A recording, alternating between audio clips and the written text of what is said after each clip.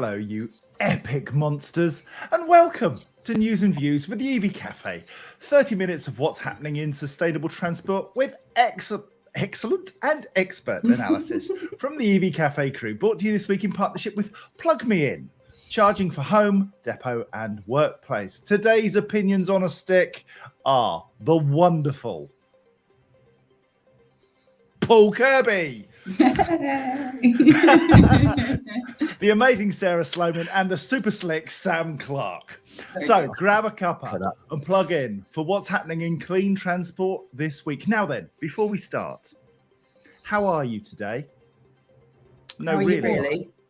How are you today? Because we don't always take care of ourselves. Make sure that you take time out today to look after yourself. Have a walk, step outside, go get some fresh air, 10 minutes. Stop the merry-go-round. Your health, physical and mental, is your most precious asset. You can't make change happen if you can't look after yourself. You matter. Please do that. And let's say hello to a few people before we get cracking. Gemma Lovett. Always lovely to see Gemma Lovett. Pam Hanlon, for whom I got on my knees for a hug this week. Paul O'Brien, Dan Martin, Esther Jones from the AA. We saw you on Wednesday at the Partner Day. Bless you for being here. Owen F. What's the F stand for, everybody? Let's have a guess.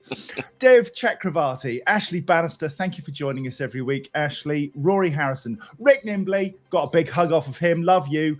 Dean Hedger, the tallest man without snow on his head. Sarah Sloman's here as well, which is nice. And Leanne Butler, good morning. Tell us where you're from, people. What's the reach? How are we doing? Now then, coming up this morning, we've got the government pressing on with this zero-emission vehicle mandate.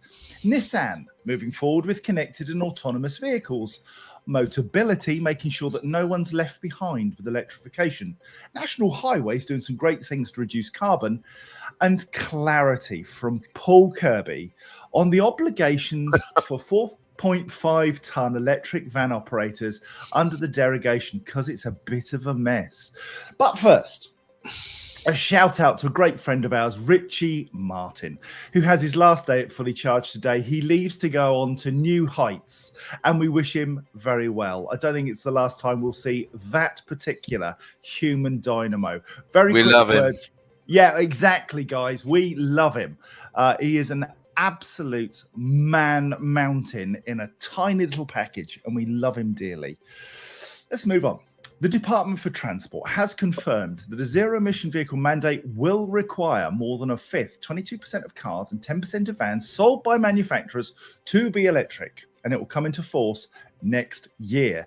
The decision to push ahead with the ZEV mandate targets come despite the government delaying the ban on sale of new petrol and diesel cars and vans from 2030 to 2035. We've been out testing the temperature this week with some of our partners, friends, and Logistics UK yesterday.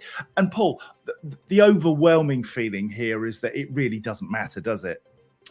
It really does not matter. The government can pretty much, well, I was going to say they can say what they like, but obviously the ZEV mandate is quite important. But what Rishi said last week absolutely doesn't matter, other than there is impact of it, obviously. But we've got this, basically. We've got absolutely. This. And the ZEV mandate needs clarity. It needs surfacing on the vans because the van bit has changed. So there's a number of positive changes, I think, that have made a real difference. But I will probably do a blog on all the changes in the not too distant future, just to help people understand what has actually happened. Is that a blog or a vlog? A vlog, definitely a vlog. Yeah, a vlog. Blog. I thought you were going old school. Sam, now apparently you've got a zinger. Well, I mean, we've been talking about the ZEV mandate and the ridiculous comments of Rishi last week for a while, and I'm not going to go over that again, but I was doing some more reading, as we have to do quite often at GridServe, in terms of understanding exactly what the temperature is, like you said. And I just wanted to pull out a couple of quotes from government literature that's come out very recently, just to demonstrate the utter hypocrisy of what the government is up to. So this is their own words, based on the ZEV mandate announcement of yesterday. The country is making strong progress on its world-leading ambition to phase out new fossil fuel vehicles. Okay? The Prime Minister, however, and this isn't quoting from the government, but it's quoting from him, has said, "We're going to take every last drop," that's his own words, of oil from the North Sea as he defended the decision to give the largest untapped field the go-ahead for deployment. That is 300 million barrels of oil. So the government, on the one hand, is saying that, whereas our Prime Minister he said we're going to take every last drop, which, by the way, he's going to export away from the country anyway. So the hypocrisy of what the government is doing seems to have no bounds. But the other thing, which was also in the same literature that the government announced yesterday, was that and this again I'm quoting, the UK's ambition has already triggered investments in gigafactories and EV manufacturing with over £6 billion in private sector charge point funding is also ready to be unleashed. £500 million of that has come from GridServe alone. So what is evident is that the market is clearly going to crack on no matter what government is in power and what they're trying to delay. We will get on with it anyway. And big OEMs have already confirmed that they will do the same. So with the greatest of respect, stuff you, government, we're going to do it anyway because it's the right thing to do. Darn straight. Now, you know that in posh offices, they have that London, Paris, Munich, Abu Dhabi, whatever it might be, time zones all up on the wall, different clocks. So we've got North London, Lichfield, and Canberra, Australia, with Jamie Ogilvie. Jamie, why are you... do tell us in the chat, how did you find out about us and love you to pieces? She loves fans. She loves fans, yeah. You're such a liar. Sarah, you must be pleased to see the zero-emission vehicle mandate still in place. Yeah, definitely. And equally pleased to see, well, I'm a bit scared of the huge fines that people have to incur per vehicle, £15,000 for a car and £9,000 for a van. That's like £9,000 in the first year, £18,000 in the next second year. It's just incredible per vehicle that doesn't meet. So I mean, that's a proper iron fist. But I don't get angry very often. And just as Sam was reading that out, I was feeling myself getting properly ragey because it's classic, like, not on our doorstep situation. So that's fine. We're going to extract our natural resources and then flog them to the rest of the world to pollute. But we're going to make sure that here in this country we're squeaky clean. Well, that's just so transparent, unlike the barrels of oil. And I just can't be associated with this. And, you know, we work internationally all the time. And I get to the point where people start saying things that upset me about how they worry for our country and they worry for our leadership and they worry for us as individual businesses working under that regime. So, it's just got to change. I feel a bit sad now.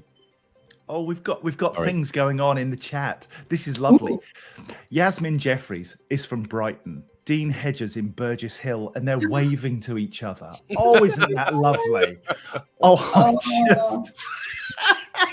Scott Bradley's in Silverstone, you lucky duck. Oh, I'd give anything to live there. Anyway, let's move on with the news. Nissan is taking part in a new research project that will see a fleet of connected and autonomous vehicles undergo trials on rural and residential roads in the UK. Robert Bateman, the trials lead project manager, said, in our previous research projects, our teams have tackled highways and complex city environments. Now we move on to the next challenge, built up residential streets and rural roads. Got to say, we're absolutely delighted that you're testing them on all road types. Connected and autonomous vehicles. Sam, does this fill you with joy or fill you with a bit of, go away? No, I think it's ultimately joy, to be honest. I mean, I've done a lot of work with people like Street Drone in the past, and I've actually been in an electric van that's driven me down the road 2 years ago, and watching the steering wheel spin and things as the safety driver just stood there with his hands ever so close to the steering wheel thinking, he's not doing anything. It's extraordinary. But yes, I think it has a place for sure. We don't want to take away everyone's jobs, of course, but certainly in many sectors, you're still going to need a human being to do the grunt work when it comes to moving freight around. I'm thinking about vans in particular here from an autonomy point of view, but definitely it has its place. And I think it can help to make things much more efficient going forward, so long as it's safe, of course. And that has to be the sweet spot, eh? You mentioned the vans, and Paul, vans are really key here in terms of getting stuff places, but we need that human intervention in terms of, one, safety, but two, actually delivering things to a client or a customer. Yeah, I think there's two areas of particular opportunity here, not least the actual heavy goods sector, where trunking of goods up and down our motorways and from distribution center to distribution center could result could result in the not needing a driver to do that journey at all. It's quite possible that could be the case. But I suspect for over a period of time there will be that transitional period. But we're really struggling for drivers in that sector, both heavy goods vehicles and also the van sector. And I think this is a tremendous opportunity to reduce the skill level potentially and increase the opportunity for more people to be able to play an active role in this, and it might help address that skills driver shortage. James Peacock makes a really interesting point about Nissan and their 2030 commitment to full EV, which I saw yesterday, Sarah. That is phenomenal, isn't it? In the face of government losing its spine, this is business showing that we are going to crack on and just do it. Yeah, Nissan are the technical lead for this project. So it's a consortium of 5 different industry partners, and it's part of £100 million, did you say? I've got it here, Centre for Connected and Autonomous Vehicles. So they'll be part of the Innovate UK project. But you need someone like Nissan to have the spine and to lead the way. And if it helps them deliver their targets, then all the better. And seen some really impressive, not yet viable, but still exciting delivery work autonomously, including with drones, of course, so manually handled large delivery drones. And that was particularly poignant during the pandemic phase when deliveries of much needed medicine and blood and things like that could be delivered safely and securely. So I'm all for innovation as long as it's measurable. But this one is very exciting. Thanks for featuring it. Can we just take a moment to answer a question from David Watts? He says, do we think that if OEMs are looking like they'll miss the battery electric vehicle percentage, so 22% under the ZEV mandate, that they'll restrict the supply of ICE vehicles to improve the percentage position? Now that's interesting. What do you reckon, Paul? I think it's possible, but the government, I think, have foreseen this. So I'm going to give some credit to the government because they have provided a credit system. A credit system to overs and unders in the first year, and the second year and the third year. You can borrow 25 or 50%. I forget the exact numbers, but basically they've given the ability for, to go into year one and say, well, I'm going to miss year one, but I'm going to put it back in year two. So I'm going to sort of put the fine on ice, I guess, and then you kind of do the overs and unders. So I think, and I hope that has mitigated that challenge of oversupply or restricting the supply of diesel or petrol vehicles because we do need the market to still move forward. The diesel and petrol vehicles today are cleaner than the diesel and petrol vehicles of yesterday. So it's an improvement. It's a nominal one, but let's have cleaner vehicles, new vehicles on the road and not restrict the market and cause the pain that we've experienced over the last 2 or 3 years. Are we getting into the area of almost carbon credits and so BEV credits where you might be able to sell on your overperformance to another manufacturer? I think, that's been going on for a considerable time. It's why Tesla are the strongest or most valuable manufacturer in the world. So but in terms of the ZEV mandate specifically, I mean, that's been happening already. Yeah, so I haven't got into that level of detail, but it's possible. That there is the news right there that Paul hasn't got into the level of detail for the first time ever. That's not true.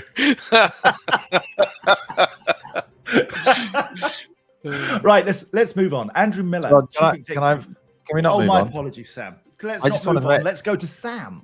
Thank you. I just wanted to make one point on the same thread, and that is to say I'm quietly optimistic that the automotive OEM horse has already bolted. It takes a very, very long time for vehicle manufacturers to design, develop, build, and then ultimately put into production line and sell stuff. As a result, I think the reason why we're seeing the manufacturers saying we're going to do this anyway is because they've already started.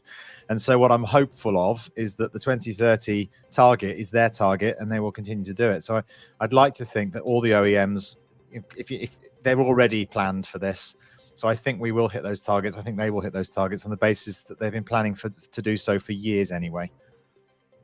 David Watts says OEMs can share the ZEV percentage with others in the same group. So that's interesting. Thank you for that, David. And a big shout out to Mark O'Neill. Love from Motherwell, just down the road. Let me wave.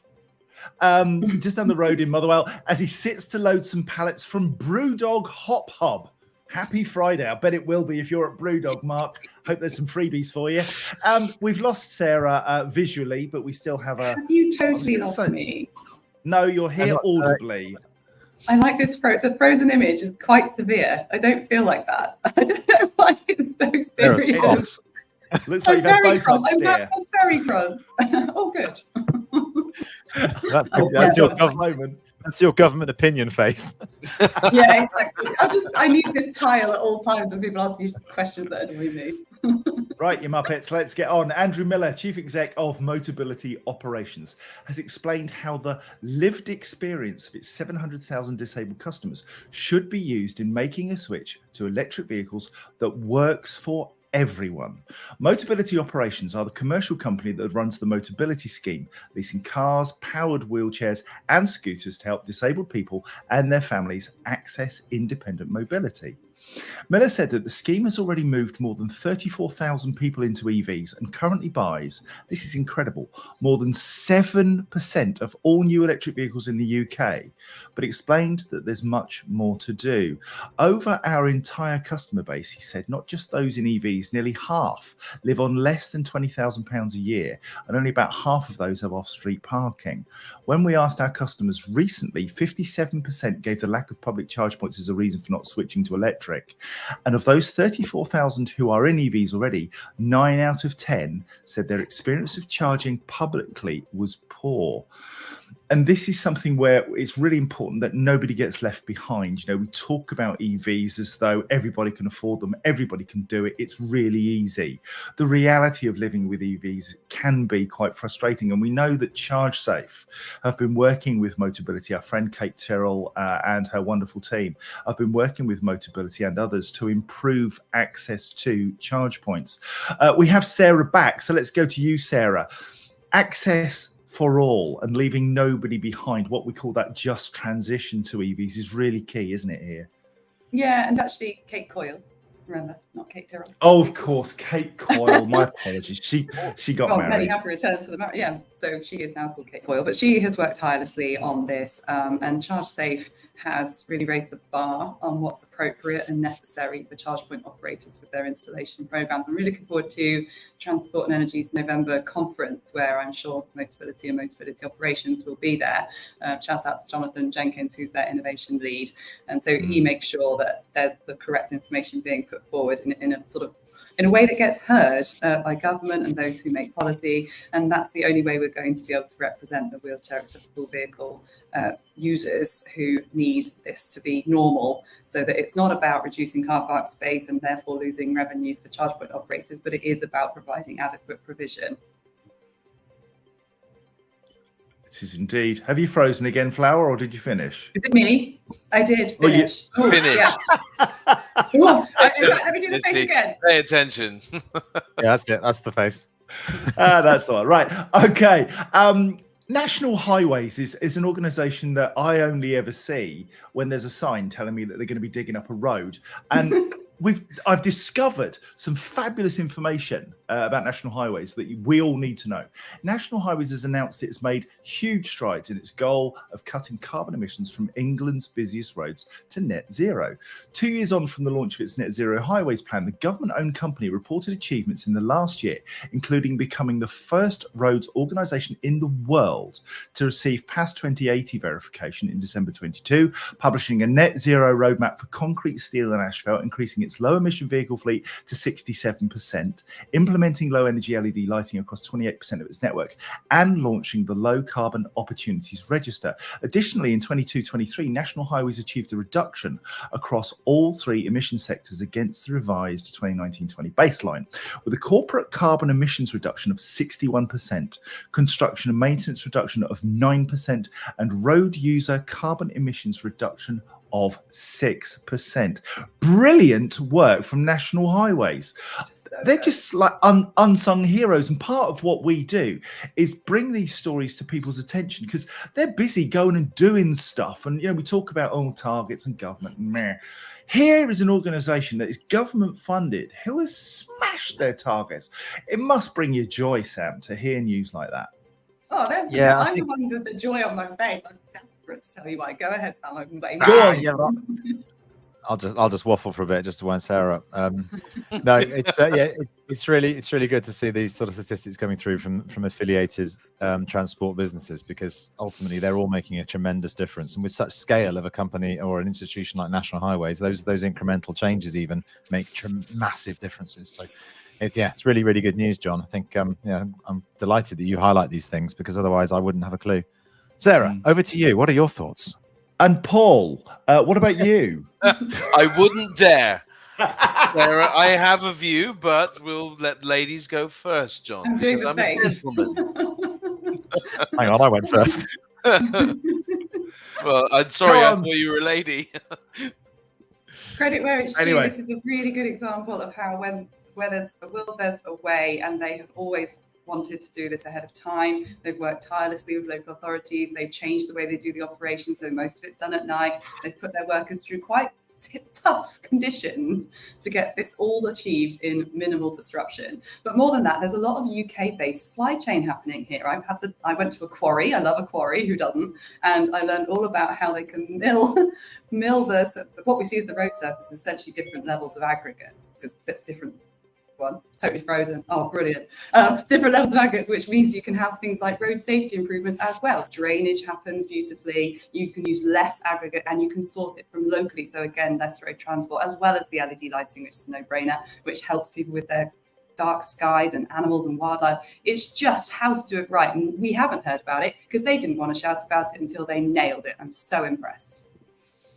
And Paul, you have some views. Well, I do, just only that it's really encouraging to see a business being so open and transparent on their journey to net zero. That was a quote from one of their team, and you just sort of think this is not just about transport, because they haven't been able to, inverted commas, necessarily electrify their whole fleet, but they have gone to the low emission vehicles. They've had to use plug-in hybrids in some cases around towing and the challenges of kind of being out on the highway in the way that they are, but they're looking at every aspect of their business. It's a proper sort of ESG approach, taking the whole journey to net zero and moving in the right direction.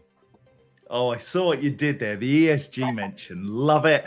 Sarah did a brilliant exposition of what ESG stands for. I'm learning. I've learned. And we'll be bringing much, much more of this ESG world to the news and to the work that we do, because it's absolutely critical that we measure the emissions and the downstream emissions that are happening for businesses. So much more to come on that.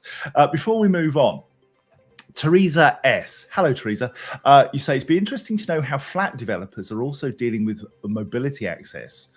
So are they having to build into their plans for hubs and so on? And Sarah Sloman says, who doesn't love a quarry visit? I guess that's your rock and roll lifestyle. It genuinely is very, very interesting. I think people take geology for granted. Well, I drove the Monroe. Yes, that exciting four-wheel drive. Please do go over to my YouTube channel and check out said review of the Monroe driving in a quarry. It was brilliant. I loved it. I'm so jealous. You have the coolest day. Sometimes. Right, are we done doing self-promotion now? Yes. Can I get on with the news? No, if you must. EV Cafe. Right. Now, Paul, this is your big moment. All right. Vans, mate. Vans. You know that, right? All right. Just now then, there's lots of froth in the room. I think Jamie in Australia, stand by, although it doesn't really apply to you, but you'll know about what's going on. You'll know about what's going on in the UK. And when it happens in Australia, you'll be able to deal with it. Fleets are allegedly cancelling orders for 4.25-ton electric vans because of ongoing confusion over regulations surrounding their use, according to the Association of Fleet Professionals. We discovered consternation at the Logistics UK van meeting yesterday. Paul and I attended, did a presentation about electric vans, and I was surprised that of the 40 or so people in the room, only 10% have electric vans in their fleets, which fascinated me. But nonetheless, we discovered that fleet managers are very concerned about a lack of clarity around the rules for the 4.25-ton derogation and what it means in practice. So to bring more light than heat to this subject, we now cross to our very own man who should be in a van, Paul Kirby? Well, I mean, this has been a challenging area. So the legislation has been in since 2018. It's served a 5-year kind of time span and actually expired in May, the derogation. But the government said, no, carry on, we'll do it. But people then began to really, as the vehicles have only just become available, people are starting to use them, because actually by using the 4.25 ton derogation, you can increase available payload, do more with less, which is exactly what we're all about. But there is question marks over tachograph use. When does that come in, and when do you have to use it, when don't you? You need to annually MOT as opposed to wait for year 3. You need to have 5 hours driver training before you're able to do it, or have the correct license, like us old farts, anyway, the grandfather rights derogation to 7.5 tons. So there's a number of different things, and it's unclear. So there's been consultation. This is once again government kind of going, oh, it's only vans, we'll put it on the back burner. They need to come out. The consultation was done. We met the deadlines that were requested, and government said that they would respond before the break. But now we're almost at the end of September, despite having promises of, yes, the clarification will come, still not here. So we really do need it, because it is affecting the market, and people aren't able to take advantage of this challenge, or the derogation, and are challenged by the weight of vehicles at 3.5 tons. So at 4.25 tons, it becomes viable. 3.5, in many cases, it's not. So sort it, government. And focus on vans and get a plan. And that's part of our work stream going forward, Paul, isn't it? That we are now starting to construct a plan for vans that we can put forward as a business solution, and it will have some detail around the support that's necessary from government, and how we can get more vans on our roads that are electric. Correct. Came out of our partner day, and there was some great work that Paul did with a team of experts there. Amazing group.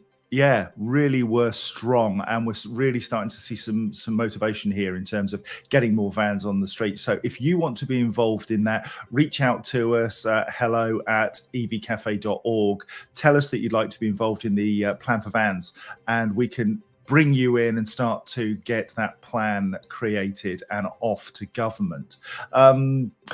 Right, the partner day was utterly stunning. We had some great people there, Sarah, and we had a brilliant presentation from Professor Richard Allen. And I discovered for the first time, having known you for, 4 years or so, that you have a background in lots of climatey stuff. It was interesting, wasn't it? It was. Richard did an amazing job. I think sometimes people aren't that engaged with science or lectures because they're due to be irrelevant, boring, whatever. But this is not the case. When he presents, you're completely engaged. And he showed a perfect overlay of visuals about what will happen if we keep as we're going, which was we might make it, if what will happen if we don't, which would be catastrophic for all families of the future, and what we have to do about it. And I think that's when it really hits home. We know from behavioural science that you can't just keep telling people or else threat, stick. It has to be some kind of incentive and plan as well, and give people faith and confidence that you can collaborate and move forward. And we used his presentation to kind of form a basis from which to spend the rest of the day talking about what exactly are we going to do, what are our actionable outputs that we can work on as a huge group. The EV Café has a huge reach, and it's millions of people who see, what's the figure? 1.3 million people saw our content.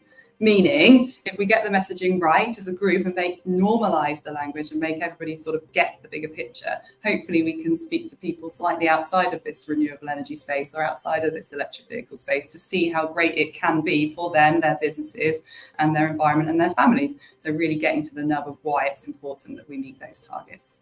Thank you, Sarah. Mark O'Neill from Motherwell says, plans for vans sounds great, and what's needed? He's driving a van, so he knows. And Tim Morris from Europe Car says, it was an excellent van group convo. Paul, you let other people speak? I tried to do as little speaking as possible. It was all about gathering the meat from the room. Some quality people: Simon Unglass, Ian from Direct Line Group, Rick from Geotab, Dave Kennan, and Caroline Kirby had some very valuable input. Also at the end, fabulous. And Leah Wright Tiramakia, who was there from the ground transport event, said massively engaging and made it relatable. Bless you. Thank you all for your support. We really, really appreciate it. We want to cover the news that you want to hear about. So if there are other subjects, other things that you want us to touch on that are related to electric vehicles, chuck them in the chat. Tell us, let us know what it is you need from us, and we'll do our best to accommodate you. If you've got any clean transport PR or news stories you'd like us to cover, please send them to us at hello@evcafe.org. Until next Friday, it's goodbye from me. It's goodbye from them. This has been an EV Cafe production brought to you this week by Plug Me In, charging at home and work that is simple to order, get and use. I know, I've got it. Other sustainability news services are available, but this is just fodder. That's why I had to rent this room, so I didn't say that in front of an entire office or train station or bus station or cafe. The EV Cafe is truly blessed to be partnered with, and there's some new names in here, people. Geotab, EV Civil Solutions, the AA, Churchill Insurance, Plug Me In, Zaptec, Paythrough, Spiri, Hydra, Interval, Dynamon, Kersha, UK, and McIntyre Hudson. We're the EV Cafe, supporting the transition to clean transport. We can't do it without you. Thank you for being here. Enjoy the rest of the day and your weekend, wherever it takes you. Until next Friday, it's goodbye. Bye. Bye.